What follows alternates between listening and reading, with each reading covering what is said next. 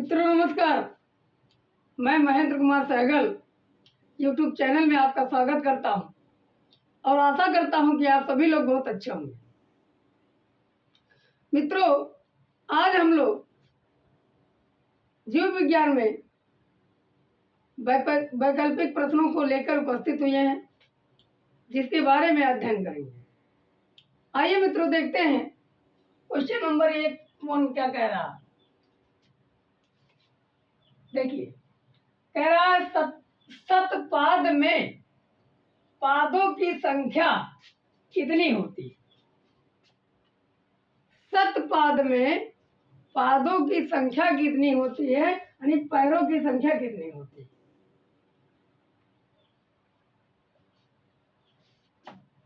तो सतपाद में जो पादों की संख्या होती है मित्रों, वो होता है, ऑप्शन ये देखिए 20, ऑप्शन बी है 40, ऑप्शन सी है 26, ऑप्शन डी है 30। बताइए मित्रों, सतपाद में पादों की संख्या कितनी होती है? 20 होती है, या 40 होती है, या 26 होती है, या 30 होती है?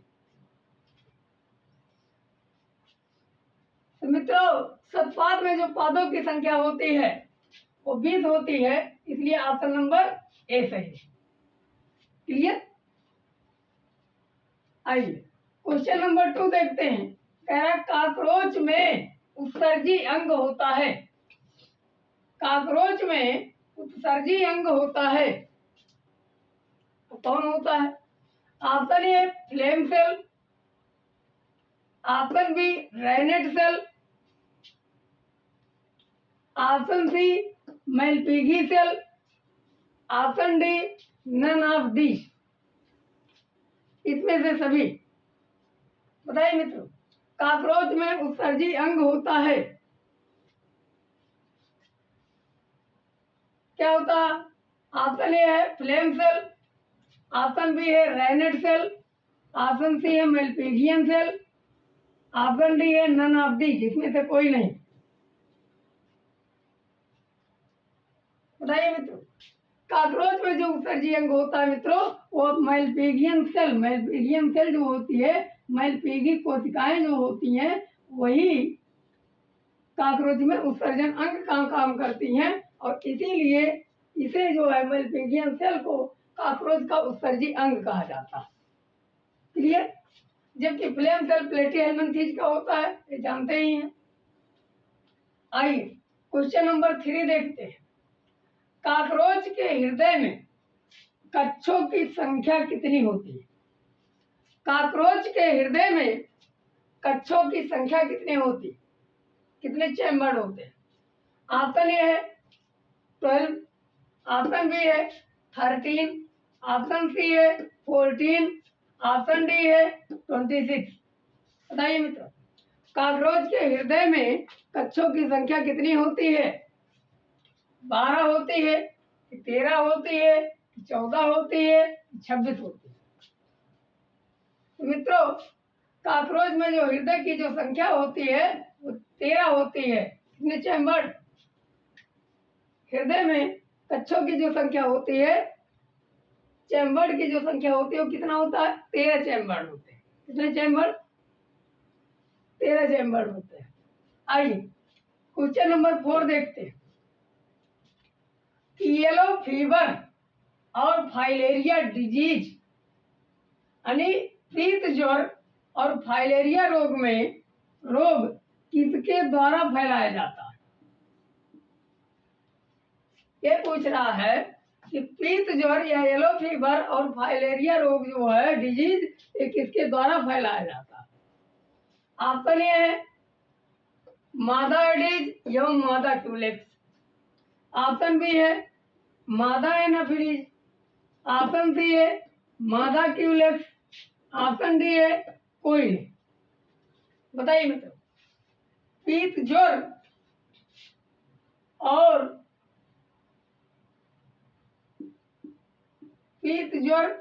और फाइलेरिया रोग किसके द्वारा फैलाया जाता है? मादा एडिज और क्यूलेक्स। ऑप्शन बी है एनाफिलिस, ऑप्शन सी है मादा क्यूलेक्स, ऑप्शन डी है कोई नहीं। तो यहाँ मित्रों जो येलो फीवर होता है और फाइलेरिया जो रोग होता है, वो जो येलो फीवर होता है वो फीमेल एडीज द्वारा, और जो है फाइलेरिया जो होता है वो फीमेल क्यूलेक्स द्वारा फैलाया जाता है। क्लियर मित्रों? आइए, जबकि इसके साथ बुचरेरिया होता है, फाइलेरिया के साथ बुचरेरिया वही होता है, वही इन्फेक्ट करता है, उसी के कारण फाइलेरिया रोग होता है।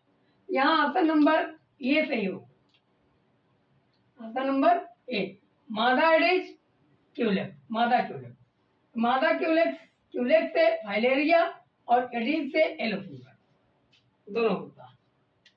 आइए, मादा एनाफिलिस से मलेरिया। क्लियर मित्रों? अब बात कर लेते हैं क्वेश्चन नंबर 5 की। ये कह रहा है डेंगू रोग किसके द्वारा फैलाया जाता है? डेंगू रोग किसके द्वारा फैलाया जाता है? ऑप्शन ए है एनाफिलिस, ऑप्शन बी है मादा क्यूलेक्स, ऑप्शन सी है एडीज इजिप्टाई, ऑप्शन डी है ए और बी दोनों। बताइए मित्रों, डेंगू रोग किसके द्वारा फैलाया जाता है? एनाफिलिस के द्वारा, मादा क्यूलेक्स के द्वारा, या एडीज इजिप्टाई के द्वारा, या ए और बी दोनों के द्वारा? बताइए।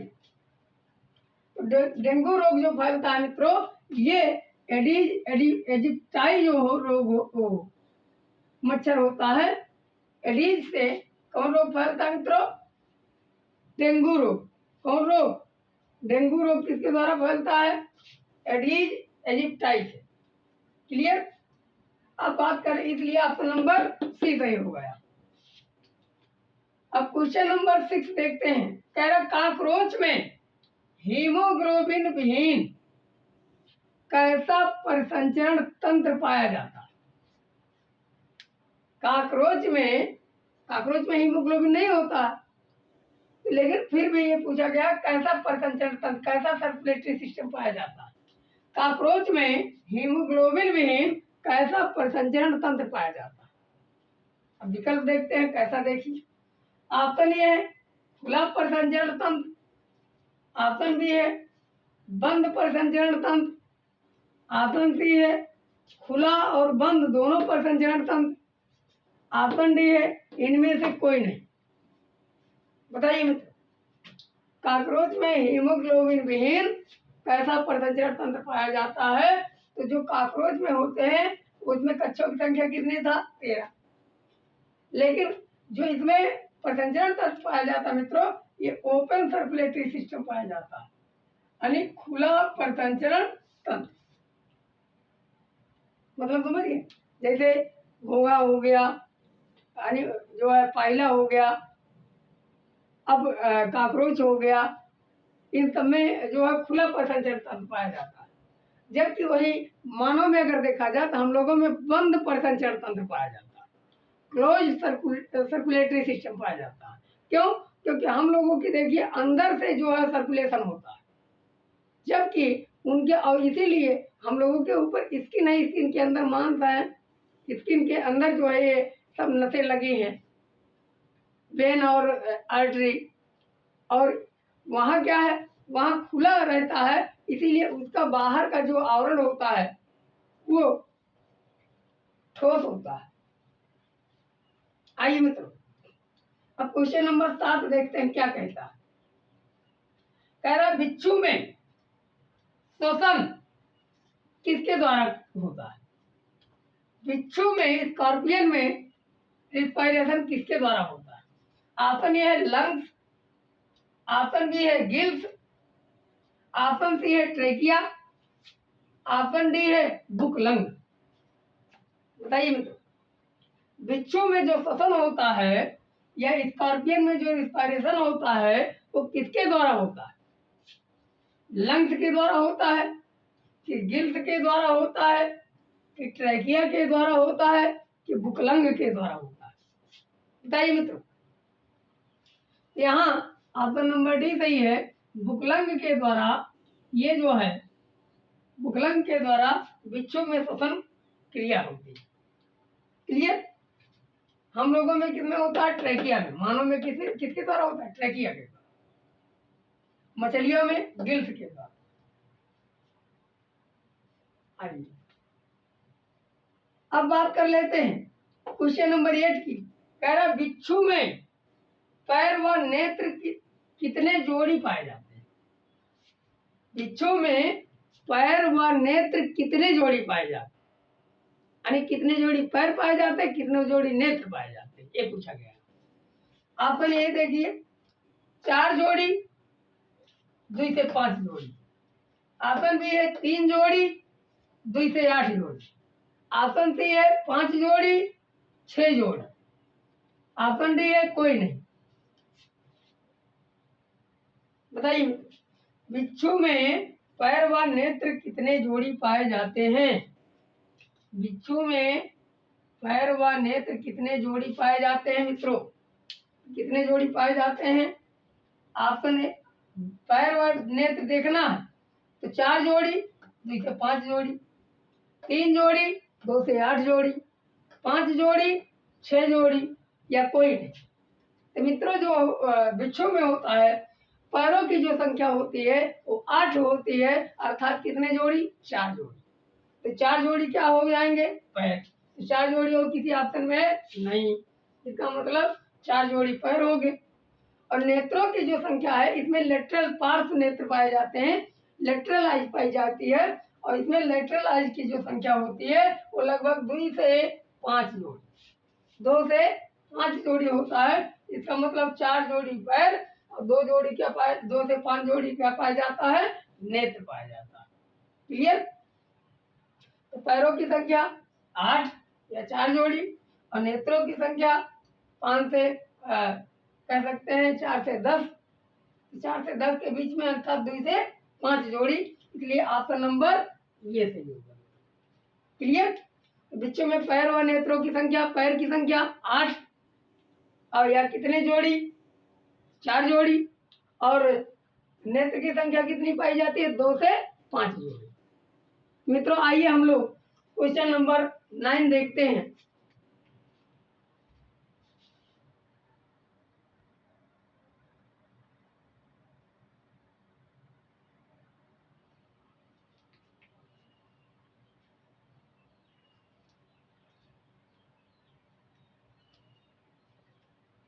आइए मित्रों हम लोग क्वेश्चन नंबर 9 पर चलते हैं, देखते हैं क्या कह रहा है।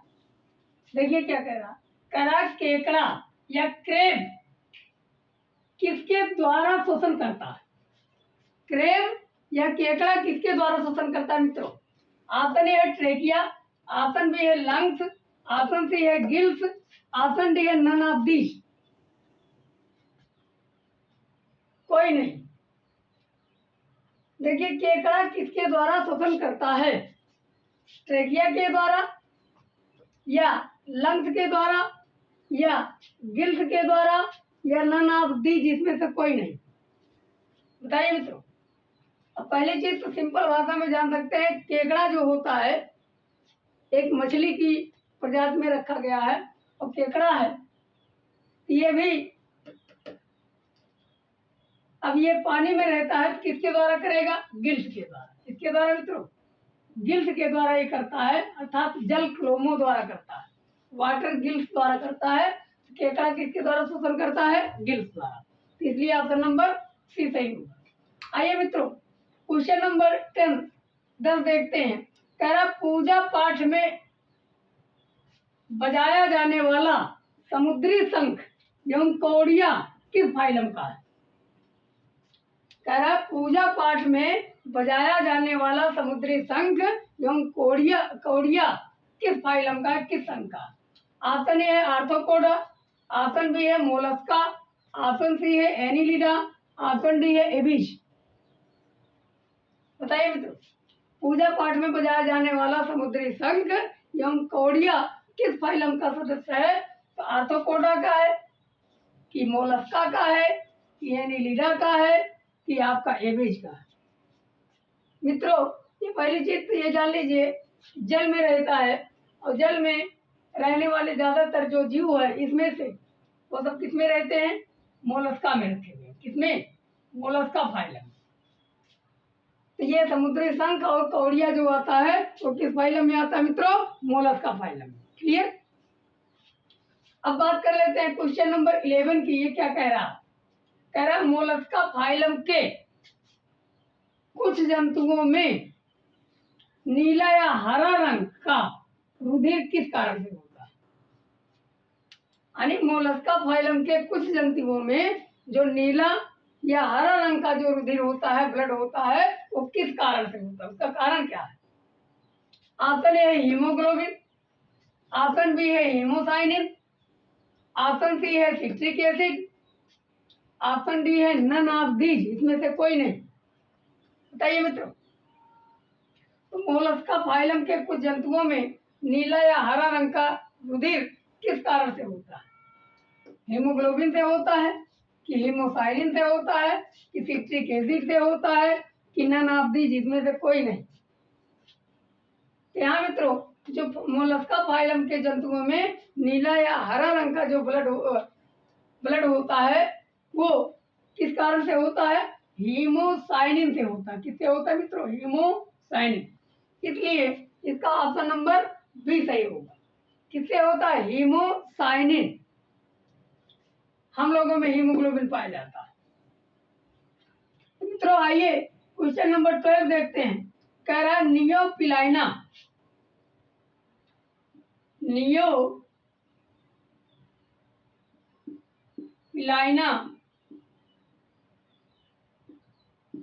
जिसे मोलस्का फाइलम में रखा गया। नियोपिलाइना एक ऐसा जंतु है जिसे कहाँ रखा गया है? मोलस्का फाइलम में रखा गया। लेकिन किन संघों के बीच की कड़ी कही जाती है? इसे किन फाइलम के बीच की संयोजक कड़ी कही जाती है? यानी connecting link between which phylum, किसके बीच की जो है, किन संघों के बीच की संयोजक कड़ी कही जाती है?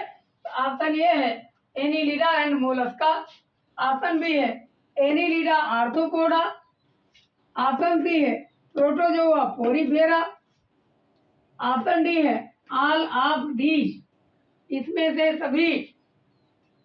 बताइए मित्रों। नियोपिलाइना जंतु जो है वो मोलस्का फाइलम में रखा गया है, लेकिन वो किन संघों के, किन फाइलम के बीच की कड़ी मानी जाती है उसे, नियोपिलाइना को? ऑप्शन ए है एनिलिडा मोलस्का, ऑप्शन बी है एनिलिडा आर्थ्रोपोडा, ऑप्शन सी है प्रोटोजोआ पोरीफेरा, ऑप्शन डी है इसमें से सभी।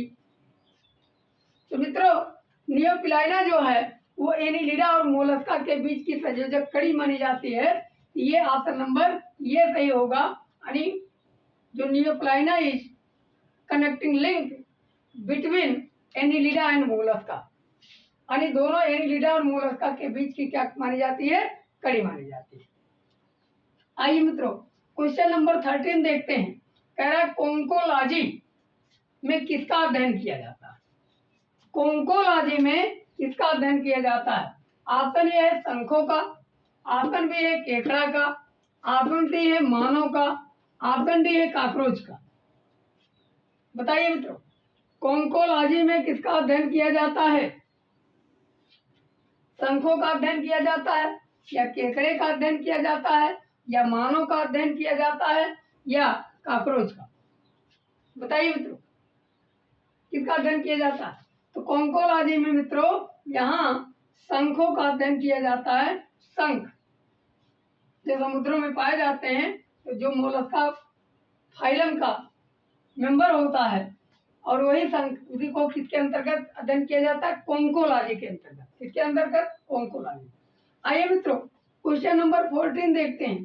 कह रहा मोलस्का फाइलम के किस जंतु से कीमती मोती प्राप्त होता है? वेरी इंपॉर्टेंट है ये इंपॉर्टेंट है। मोलस्का फाइलम के किस जंतु से कीमती मोती प्राप्त होता है? ऑप्शन ए पाइला यानी घोंघा, ऑप्शन बी है यूनियो सीप, ऑप्शन सी है pearl oyster Pinctada, pearl oyster Pinctada. Option D है ऑक्टोपस। बताइए। अनि मोलस्का फाइलम के किस जंतु से कीमती मोती प्राप्त होता है? घोंघा से प्राप्त होता है अर्थात पाइला से, या सीप से, या पर्ल ओयस्टर पिंक्टाडा से, या ऑक्टोपस से।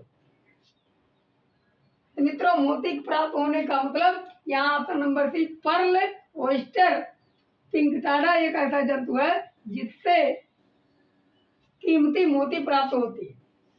कीमती मोती प्राप्त होती है जो मोलस्का फाइलम का मेंबर माना जाता है। आइए मित्रों, क्वेश्चन नंबर 15 देखते हैं। कह रहा अष्टभुज या ऑक्टोपस, ऑक्टोपस सीपिया पाइला यूनियो को किस फाइलम में रखा गया है? ऑक्टोपस सीपिया पाइला यूनियो को किस फाइलम में रखा गया है? अभी हमने ऊपर वाले क्वेश्चन में बताया। ऑप्शन ए है आर्थ्रोपोडा, ऑप्शन बी है मोलस्का, ऑप्शन सी है एनिलिडा, ऑप्शन डी है एबिज। बताइए। यानी ऑक्टोपस सीपिया पाइला यूनियो इन सब जंतुओं को किस फाइलम में रखा गया है मित्रों? यहाँ आर्थ्रोपोडा में रखा गया है, मोलस्का में, एनिलिडा में, या एबिज में? तो मोलस्का में रखा गया, अभी हमने बताया भी है। किसमें रखा गया मित्रों? मोलस्का फाइलम में रखा गया। आइए, यानी जितने समुद्री जीव ज्यादातर आते हैं, जैसे ऑक्टोपस हो गया, सीप हो गया, पाइला हो गया, यूनियो हो गया, है ना, इन सबको किसमें रखा गया? मोलस्का में। आइए मित्रों, क्वेश्चन नंबर 16 देखते हैं। 16 नंबर कह रहा है किस वर्ग के मोलस्का सबसे अधिक विकसित होते हैं? यानी किस वर्ग के मोलस्का सदस्य, मोलस्का मेंबर सबसे अधिक विकसित होते हैं? ऑप्शन ए है सिफाइलोपोडा, ऑप्शन बी है एरेक्निडा, ऑप्शन सी है माइरियोपोडा, ऑप्शन डी है इंसेक्टा। बताइए मित्रों, किस वर्ग के मोलस्का सबसे अधिक विकसित होते हैं? ऑप्शन ए है सिफाइलोपोडा, ऑप्शन बी है एरेक्निडा, ऑप्शन सी है माइरियोपोडा, ऑप्शन डी है इंसेक्टा। बताइए मित्रों, किस वर्ग के मोलस्का सबसे अधिक विकसित होते हैं? तो ऑप्शन नंबर ए सही है। सिफाइलोपोडा जो ऐसा है वर्ग, सिफाइलोपोडा जो है उसके जो जंतु होते हैं वो सबसे अधिक क्या होते हैं? विकसित होते हैं। इसलिए ऑप्शन नंबर ए सही है। आइए मित्रों, आज के लिए बस इतना ही। अगर ये वीडियो आपको अच्छा लगा होगा कृपया लाइक, सब्सक्राइब एवं शेयर कर दीजिएगा। धन्यवाद मित्रों।